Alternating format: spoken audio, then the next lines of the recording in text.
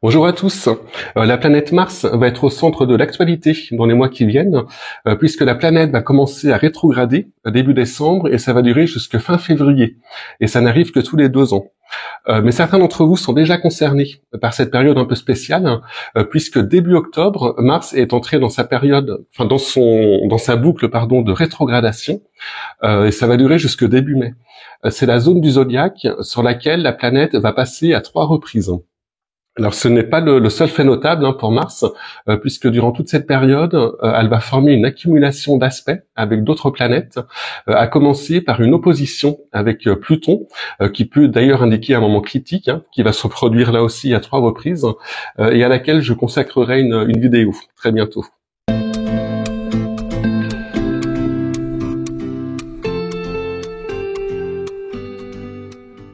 Alors, qu'est-ce qu'une rétrogradation de Mars? C'est une période durant laquelle la planète semble reculer dans le ciel, vue de la Terre. Donc, elle recule sur le zodiaque. En réalité, comme toutes les planètes, elle avance toujours dans le même sens. C'est une illusion qui se produit quand Mars est opposé au Soleil, et ça se produit donc tous les 2 ans. La dernière fois, c'était fin 2022. Alors, on comprend mieux avec ce schéma qui illustre une rétrogradation de Mars. On voit en bas que la Terre et Mars se situent du même côté par rapport au Soleil, et donc, vu de la Terre, le Soleil et Mars sont situés de part et d'autre, en opposition. Sur le fond bleu est représentée la course apparente de Mars, vue de la Terre. Alors, du fait de la vitesse de celle-ci, plus rapide que Mars, elle la double, et donc Mars semble reculer. Alors, sur un zodiaque, l'opposition est représentée comme ça. Donc elle sera exacte le 16 janvier 2025 et ne se formera qu'une fois. Alors il faut imaginer que la Terre est au centre du zodiaque.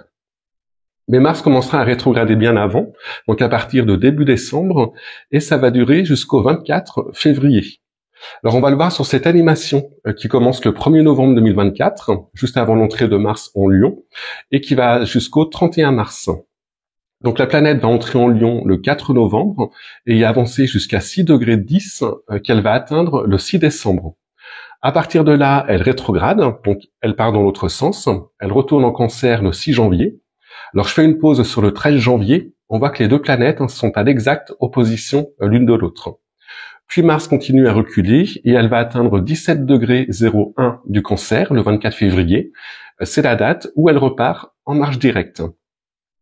Alors j'ai représenté le trajet de Mars sur ce schéma et ça va permettre de mieux visualiser l'ensemble de la boucle de rétrogradation.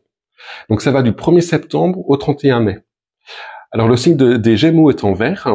Mars en est sorti le 4 septembre pour entrer en Cancer, en bleu, puis en Lion, en rose, le 4 novembre. Puis Mars rétrograde à partir du 6 décembre, la courbe descend. J'ai mis la portion rétrograde en jaune. On verra ce que ça nous dit au niveau du symbolisme global un peu plus tard. Mais ce qui est important à regarder, c'est aussi la boucle de rétrogradation. C'est la zone du zodiaque où Mars va passer 3 fois. Donc toute la zone entre 6 degrés 10 du Lion et 17,01 du Cancer. Je l'ai mise en vert. Et donc ça étend la période du 5 octobre 2024 au 2 mai 2025. Donc si vous avez un élément important de votre thème astral situé dans cette zone, ici en jaune, ou en aspect à cette zone, cette boucle de rétrogradation va vous toucher personnellement. Alors avec un angle ou une planète de votre thème astral au début du Lion ou dans la deuxième moitié du Cancer, vous serez concerné à 3 reprises par une conjonction de Mars. Alors voici un exemple de thème pour vous montrer les angles. Ce sont ces 4 éléments en rouge, y compris l'ascendant, la flèche rouge sur la gauche, qui marquent le début de 4 secteurs importants du thème, les maisons angulaires, qui correspondent à des domaines importants de l'existence. En simplifiant, ce sont la carrière et la vie professionnelle, la famille et la vie domestique, les relations, ainsi que notre comportement, notre manière d'appréhender les choses. Ce sera également une conjonction importante si dans cette zone se trouve l'une de vos planètes personnelles, donc le Soleil, la Lune, Mercure, Vénus ou Mars, ou une autre planète valorisée dans votre thème. Alors, et ce sera votre Soleil si vous êtes né entre les 10 et 29 juillet. Donc si vous êtes de la fin du Cancer ou du début du Lion. Alors je précise que ces dates peuvent varier d'un jour en fonction des années de naissance.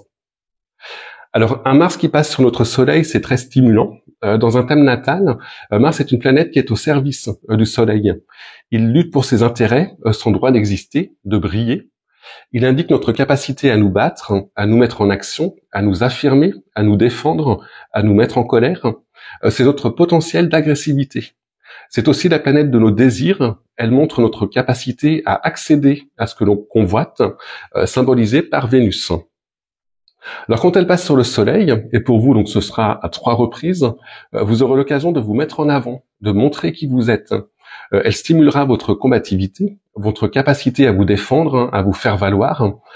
Mais ce regain d'énergie pourra toutefois, si elle est mal gérée, se retourner contre vous et vous rendre plus nerveux, irritable, surréactif. En fait, ça dépend de la relation de votre Soleil et de Mars dans votre thème avec le reste des éléments.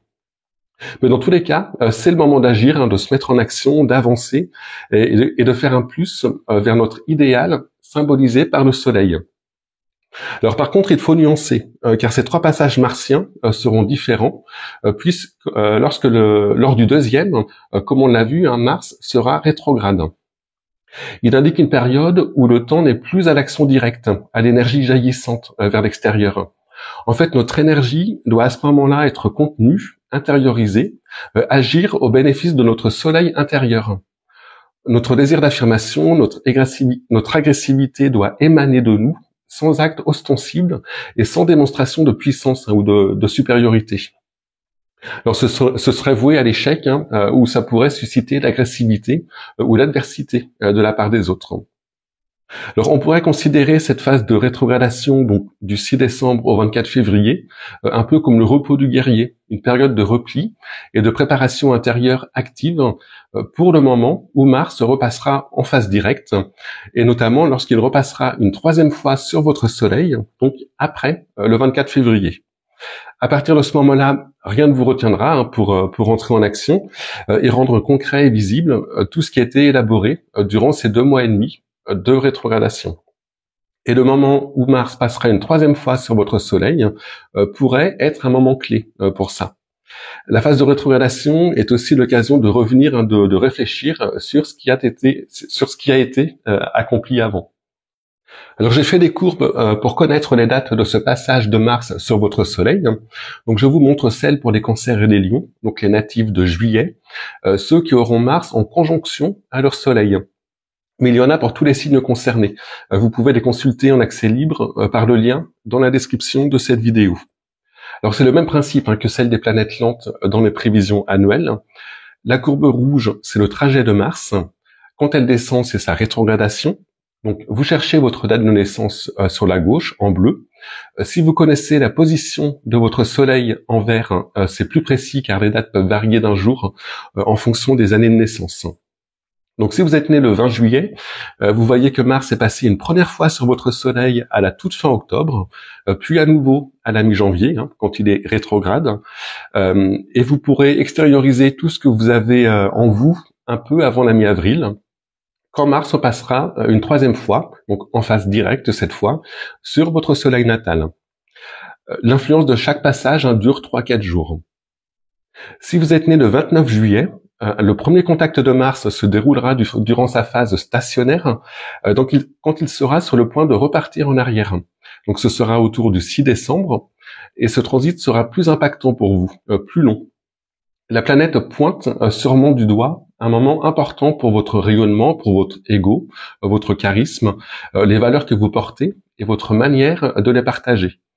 Le deuxième passage, puisqu'il n'y en aura que 2 du coup, se fera fin avril, début mai, et ça pourrait être le moment où tout ce qui a été préparé, intériorisé durant la longue période de rétrogradation, éclate au grand jour, où toute l'énergie martienne qui a agi à l'intérieur se déverse dans le monde, et où tout ce qui a pu naître en vous lors du premier passage est concrétisé à l'extérieur, au bénéfice des valeurs prônées par votre Soleil, donc par les qualités de votre signe astrologique.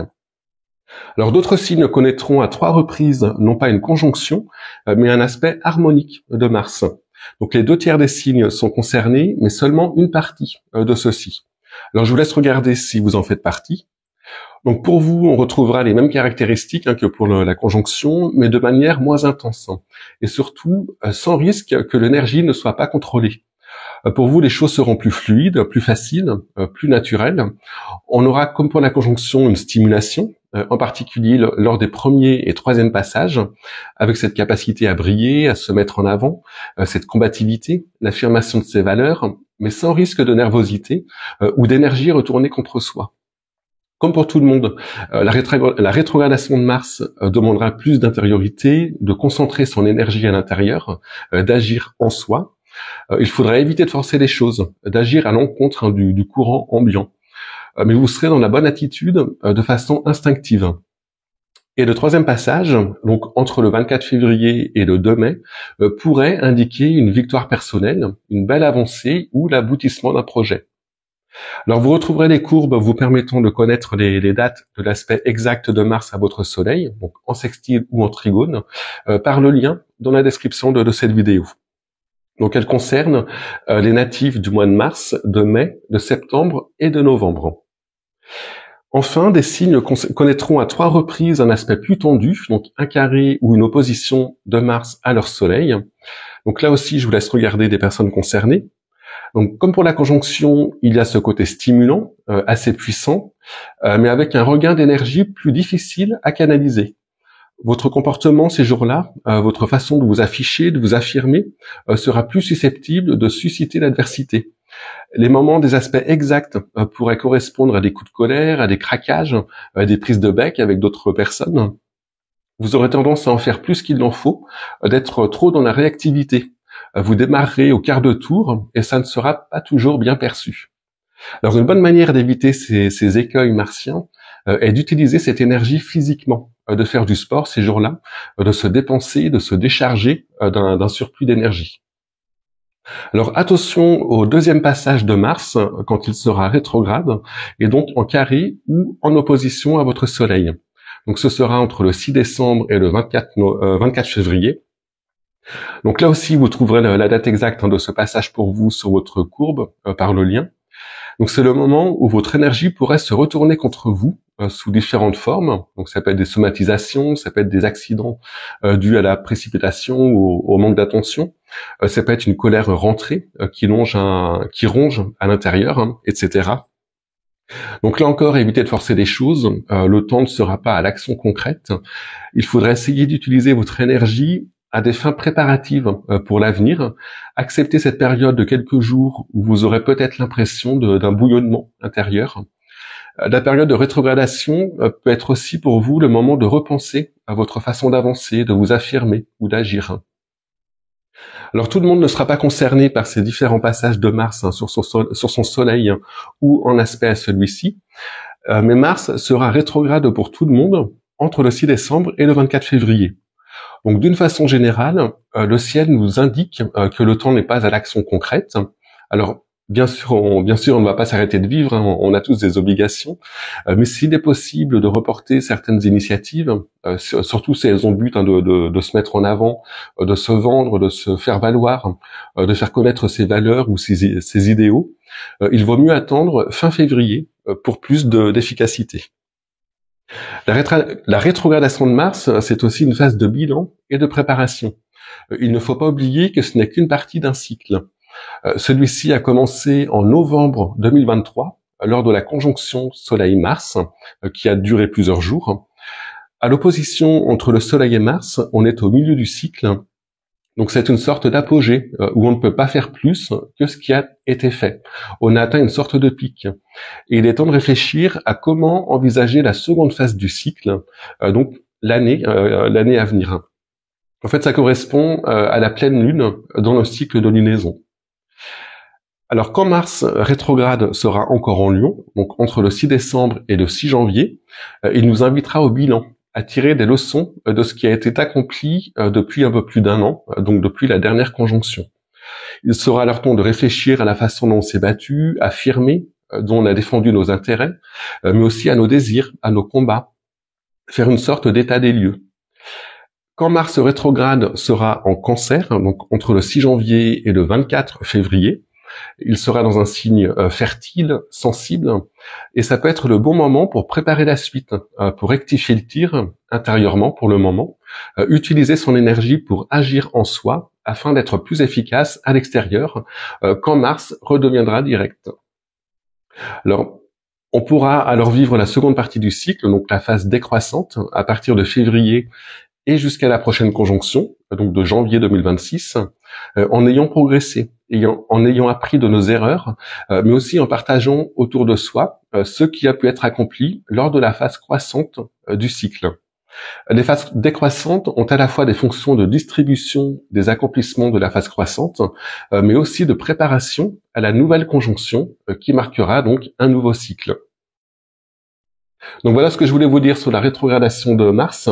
Je vais vite faire une nouvelle vidéo sur Mars, notamment sur l'opposition entre Mars et Pluton, qui va se reproduire à 3 reprises. Donc je vous remercie de m'avoir écouté et je vous dis à très bientôt.